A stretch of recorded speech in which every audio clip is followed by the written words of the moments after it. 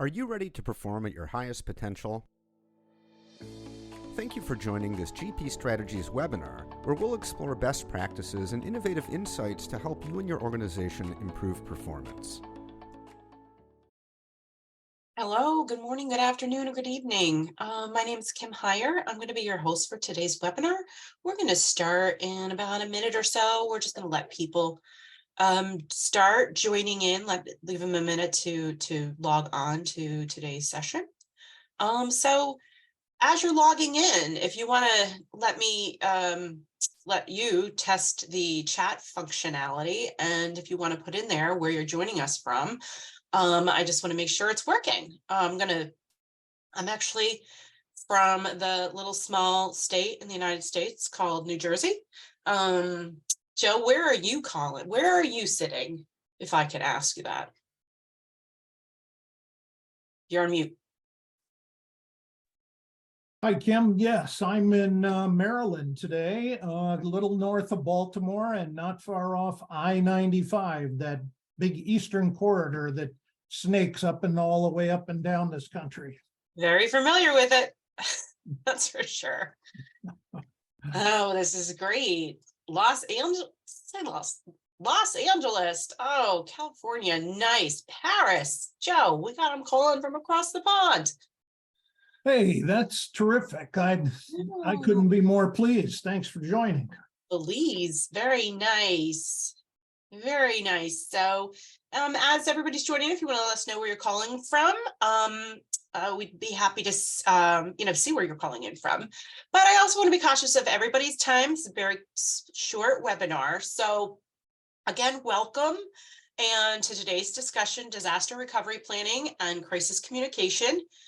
This is presented by Joe LaFleur. Again, my name is Kim Heyer. I'm with GP Strategies, and I'm going to be your host for today's session.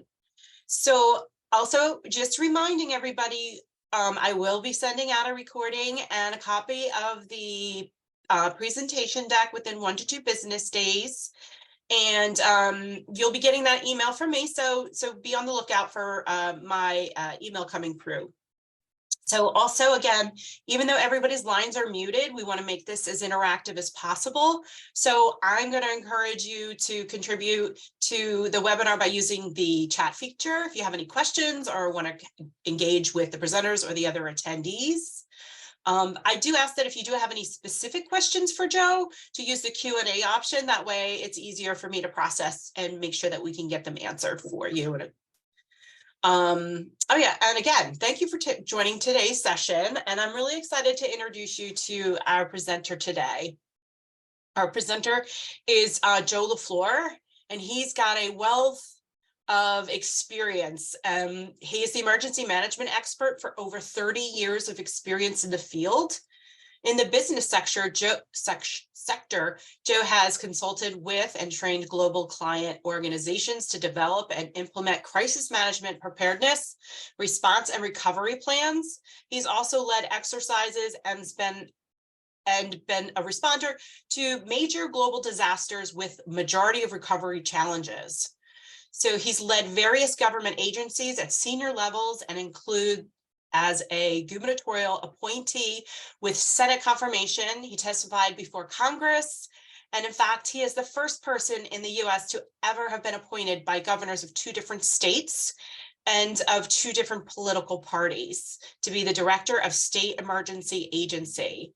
And one time he had led more nuclear power plant response and recovery exercises than any other US state emergency management director. In the federal government, he was the superintendent of FEMA's Emergency Management Institute and later was the deputy director of the Joint FEMA Army Chemical Stockpile Emergency Preparedness Program. Joe is currently GP Strategies Corporate Crisis Management Program Director and also serves as an appointee on the Maryland's Government Emergency Management Advisory Council. Whew, that's a lot, Joe. So we really appreciate you guys joining us today, and we have a great session planned. So with that, Joe, I'm going to hand it over to you to go through our agenda and start the session today. Thank you, Kim. That was wonderful. I appreciate it. I use the new chat AI wave that's taking us around the world these days, and that's how it came out. Now, remember, there's a lot of people that are saying chat lies, so part of that resume was at least right. I remember some of it. So thanks for running through that. Very nice of you. Yes, as Kim said, 2 topics, short time. So we're going to roll here, folks. And our agenda is going to hit there with some of the things about your disaster recovery plan, your crisis communications planning. Those are the 2 topics. And I'm not going to read to you on slides because it's just too quick that we have to go. But I hope that you'll kind of scan the words and pictures on the slides, as I don't tell too many war stories, but I'm talking to you today as an audience who's here because you are about to, or you are a disaster recovery leader, or perhaps you are teaching others and preparing materials for that purpose. You're here for your particular reason, but you're here because you're a significant person in this line of business, or might have to be, because not everybody goes through recovery all the time. It's not like response. So I wanted to just let you know about that. And we're going to talk about skills building, and you are the person who has or is developing your change management skills, your recovery leadership capabilities, some of your negotiating skills, because recovery is very much a negotiation. If you're rebuilding a physical environment, you're going to have to negotiate with architects and the boss and how much money, and are we going to build back better, or are we going to build back the same structure? A lot of different management skills that are involved there.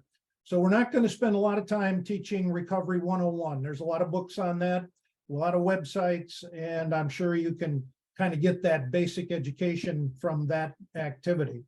So that's kind of our quick agenda and our timeline. And off we go into the beginning of the process. So, but you do have to follow the book. I'm not poo-pooing that there aren't great lessons. There isn't good process out there in the book. Keep that in mind. You need a process. You need it for documentation, really critical in long-term recovery activities. Don't slight that as we go through. Yes, recovery is much different than response. Think of this as a big TV show. Well, there was a great response. Fire, police, emergency medical people, others coming in, quick disaster activities, decisions, and at the end of the hour, the show's over. But keep your screen on, folks, because recovery goes on, and it can go on for a long time. Let me also say that there's a couple different types of recovery. There's that physical damage recovery, and then there's the silent recovery, say such as we've been experiencing through the pandemic of the last couple of years.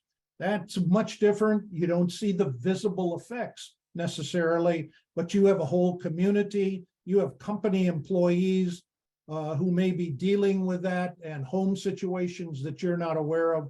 So there's a couple different kinds of recovery that every emergency manager should participate in. And whether you carry the title of emergency manager through from your daily preparation of bringing the factory, helping bring the factory back online here, or in Los Angeles or London, wherever it might be, or just your one local factory, you then often become the recovery manager. You and the boss become the decision makers, or at least the people who are going to put the ingredients together. You want to be known 20 years or 30 years down the road if you are a community emergency manager, a government official that comes back and says, you know, after the last hurricane, we shouldn't have built that school building back where we did. We should have moved it at that time. We should have spent the extra $200,000 and bought a different property and moved it out of the emerging floodplain. So keep in mind, there are emerging events that you need to factor in to recovery planning. You need to know that. You need to know your strategic variables in your community. Remember, there's a timing effect of future emergencies that you have to protect from as well.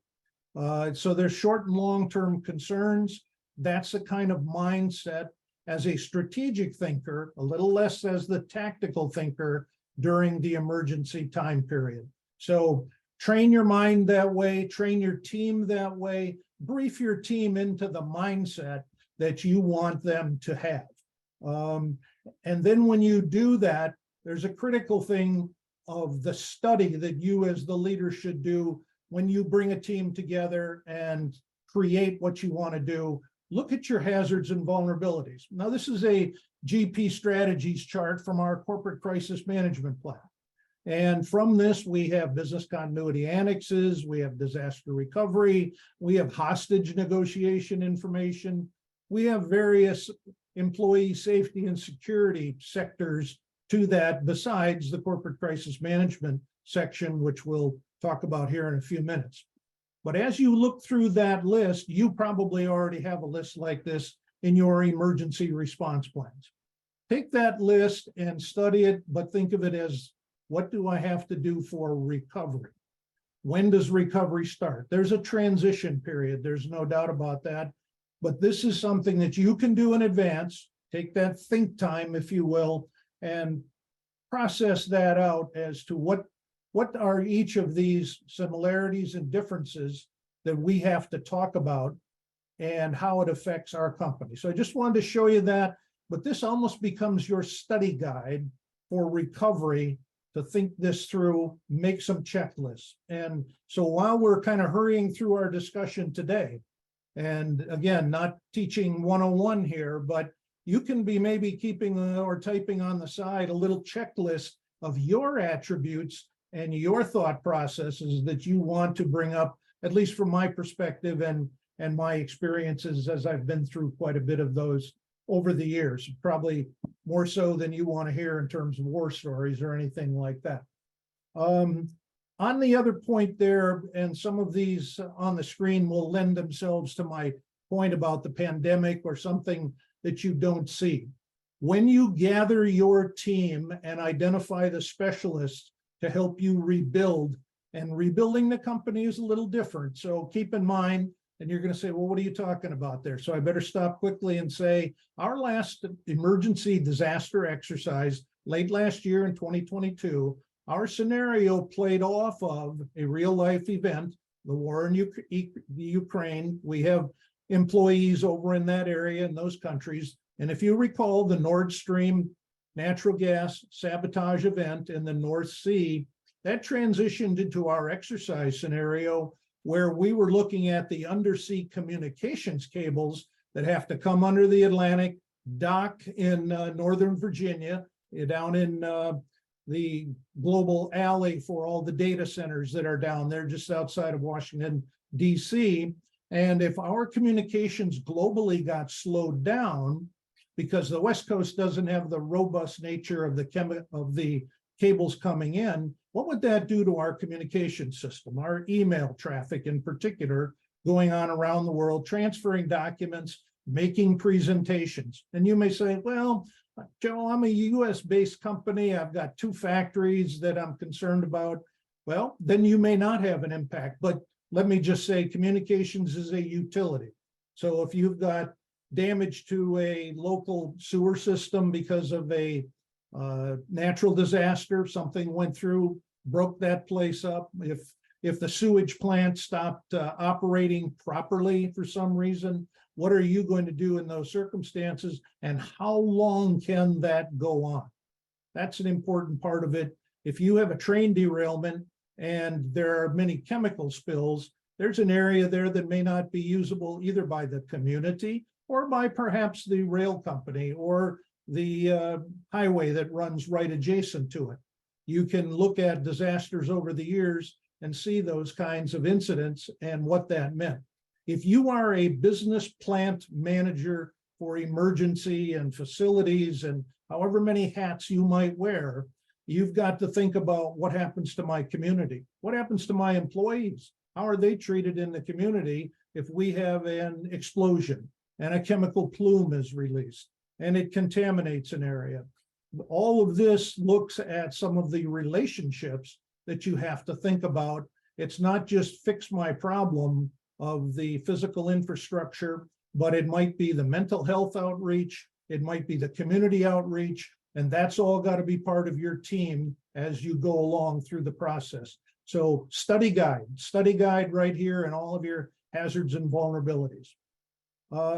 let me bring to your attention some items here on this particular slide as we see the effects of what is recovery. And immediately what I hope you'll draw from here is recovery it's a team sport. You've got to define the roles and capabilities that you need when you are in recovery. So that's a checklist item. What are the roles? Who do I need in each of those kinds of hazards and vulnerabilities that might affect my locale, my areas of responsibilities around the world, around the state, around the community, whatever that might be.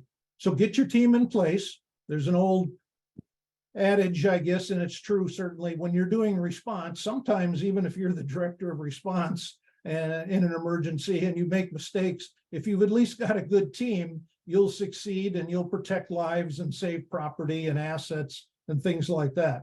That's not going to happen if you're in recovery and you aren't ready and your team isn't a good team that's ready. So readiness of your team is important. Readiness, response, responsibility apply to recovery, those 3 R's, the old teaching 3 R's, just as much as they apply to other activities. So keep that in mind. You need an extraordinary capability. You also have to be able to manage conflict. So remember, now I'm throwing out some thoughts to you here about you got to be a conflict manager, you've got to be a leader, you've got to be a teacher, you've got change management. All of those skill building cases underneath are things you need to prepare yourself through as well.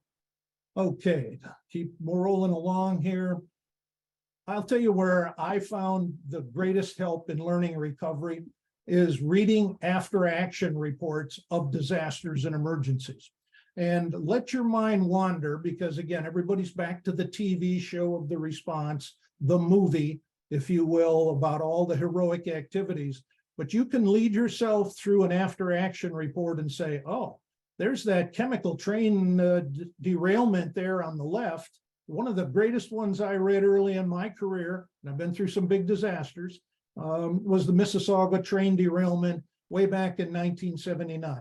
Those people took a great deal of time and constructed an excellent report that you can use to teach from forever. One that I was involved in is on the right side there, was which is currently still the second largest inland waterway oil spill ever to happen in the United States, was 1 million or more gallons going into the Allegheny River above Pittsburgh, Pennsylvania in the US. And what happened because the water got shut off. We didn't have physical damage. People weren't injured. They didn't have to evacuate their homes, but there was no water for quite some time. And how do you mobilize all of the things that you have to do to get water to 1 million plus people in a relatively tight environment of a city environment? So I always found reading after action reports, letting my mind drift through that to what were the recovery activities. And you can certainly find other more modern, I think, good ones as well. But these were just 2 that were extremely well done. And you can learn a lot from the physical damage ones and those that don't have physical damage, but you have other things that you have to cope with. So kind of closing up here a little bit on disaster recovery planning. Yes, you've got to go through all these types of things, no doubt about it. And it's part of bringing your team together. It's part of your agenda when you hold a disaster recovery team management session. You can do tabletop exercises. They're not intense drills in the same level of intensity that you go through a response exercise, but you need that tabletop discussion of, oh yeah, we got to do this recovery, we got to build back, oh, we got to get permits, oh, we've got a whole regulatory regime that we have to work our way through and have inspectors come on site and build things properly. By the way, you can fail 20 years from now because people will say, again, they didn't build it right. They didn't build it back in the right place.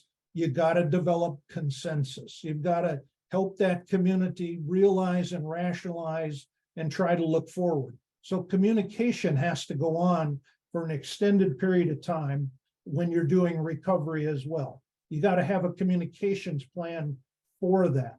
So you build your accountability, keep good records, you'll succeed at it, but you need to get your team all set up, ready to go. I'm going to shift topics now. Crisis communications. We're looking at this, and I want you to think through, what are my trigger events that will create the need for us to communicate, even as a plant in a community, in a large industrial park? We might have to stand up in front of the microphones and say, we've got a plant of 300 people and we're out of business, or we don't know when we're going to be back in business. So these kinds of what triggers us to communicate, and will continue to have to communicate into recovery, is important. If you have the death of some employees, you need to communicate that to the different audiences that you have at different times. If you're going to stand up in front of the microphones, here's a quick thing. Remember, have the cameraman come and stand at the microphones, or your press liaison person. It's not good to put the boss up and all the cameramen are still moving around and adjusting the lens, but have somebody stand up, go through the agenda. We're going to have this person, then this person, then this person. You see them as I do in some events. Unfortunate shootings, as we see active assailants around communities, that can affect your business, that can affect the community. It's something, depending on where you're located, you should give thought to. And you might be in a very rural place, but employee relations and recovering from that event mean you also have to help your employees recover. That takes ongoing communications. Don't just think of this as the public and the external environment we're all involved in. So what are going to be my triggers to communicate? Here's a few that we use: death of employees, significant property damage, shutdown of facilities, their employees are out of work, whatever it might be. Quick example, Hurricane Katrina devastated southern part of the US, 2005, many years ago now. Yeah, it was all about Louisiana and New Orleans, and I was down there and helping people move coffee and other things. But I also went over into what is Western Mississippi, because there was a vacuum cleaner plant. Some of you may remember the brand name Oric vacuum cleaners. Used to be very large, popular, heavy advertising throughout the US. Well, their plant got just torn to heck by Hurricane Katrina. Know your demographics and who you're going to communicate to. They had a heavy population of single mothers operating their call centers. Those single mothers had kids to take care of. Their homes were damaged. How are you also communicating to your employees? What are the demographics of your workforce that you should be concerned about? And the Oric people really made a lot of efforts to help their population of workers. So communication is internal, external. What are the triggering events that are going to affect you in a crisis? Your assets. I find this to be a big deal in the private sector in particular, because you need to have information about your business, your site profiles. People are going to be looking you up on the internet. Well, where are they located? Well, where's a map? Where's a brochure? You need this for internal purposes as well. So this is kind of a list of things that we keep handy to grab for our speakers, for people who have to develop press releases. And you always, of course, want to tape that. You want to replay certain points of information you want to get across on your website. You want to send it out on social media, wherever that might be. So you've got to have assets for your communications team. Whoever your director of public communications is has to be a very close partner to you as a disaster recovery leader, because these things will come up, but they'll come up slower. They'll be phased as the events of recovery go on. They won't have to be all at once. But remember, when you're in a response and then you shift to recovery, your people are tired, particularly if you don't have a lot of people in the same place. So you've got to have a backfill capability on communications as well. But get your list of activities ready. Quickly finishing up here, these are the different kinds of support activities that we find we might have to roll out, as I've been quickly running through, whether it's community relations, site communications, government and regulatory actions, they all carry over to recovery. They are a communication skill area that you've got to know the terminology, the vernacular of who your audience is, and bringing to them the facets and factors of recovery or the emergency phase of what they've just been going through to help them understand this. Although you see, the blue dot at the top, the communications coordinator, that you either have to surround that person with a team or you have to have several people who are capable of filling that role. And all things that go out into the media and into the global atmosphere, you need to have, of course, checked by the executive team and understand what they need to say. You may need to get your lawyers involved. It could be your compliance team. Whatever those other ingredients are, our corporate structure, because we're pretty large, is we have a corporate crisis management team at the top, which is executives, a core group, and then we add in those who are most impacted by the emergency. Then we have a support team, an incident support team. Our incident support team ran for over a year straight during the pandemic. That's HR, that's legal. Those are operators below the executive level. And we met frequently. We met every day through the first 6 weeks of the pandemic. Then we went to 3 days a week. Then we went to once a week. And that continued. And we put out business continuity and recovery statements, guidance on everything from the wearing of masks to getting tests and watching how the global pandemic went around the globe. That was all part of our capability to recover with our clients and stay with our clients. So again, there's the physical side of it and the non-physical side of it. Here's a lot of areas that you ought to give some consideration to, at least as focal points or checklists, even if you're a relatively small business and you have to get involved in something, either because you were directly responsible or you weren't, but you've been brought in tangentially because of the impacts of the incident. Let me also just say that exercises and testing for communications, that's why you have those preparation packs that I mentioned on the earlier slide, because the communications people have to get up, react quickly at the start of an event, or plan out how they're going to contact people and make direct personal outreach in some cases to individual audiences, others who may be your critics. Don't forget to put your critics on those lists, because you've got to know where they are. And sometimes they're not your critics if they're better informed. Or there's somebody you got to negotiate with. So you got to know where your stress points are. Lessons learned, continuous. Find those lessons learned documents, go over those, do a good job of that. And last but not least, be sure you understand the roles, segment what you're doing. As I said, we have strategic teams at the top, operators in the middle, incident responders on the bottom level. And now I'm going to say, in conclusion, here we go with some things you just want to keep remembering. Get your team together. Insightful thought, not stressing yourself, but you got to have extraordinary awareness, self-awareness. Who are you speaking to? Who are you as the speaker? Know yourself, to thine own self be true, and do some good old-fashioned learning, build trust, and then I know you'll succeed. Kim, I'm going to turn it back to you, as I know we're closing in on our time here. Yes. Also, I did have someone that asked for your contact information. It should be, I think, on the last slide. Maybe. Maybe not. I don't remember. Oh, well, we'll provide that information. I think we didn't think anybody would want to listen to this subject, so we weren't worried about it. Joe, you are the master of what you know, and you're so interesting to listen to. I did have 2 questions that came through, and I know we're really kind of over time, but I'm going to ask them, and at least they'll be in the recording. It'll be replied to. So Jenny's asking, at what point does recovery begin?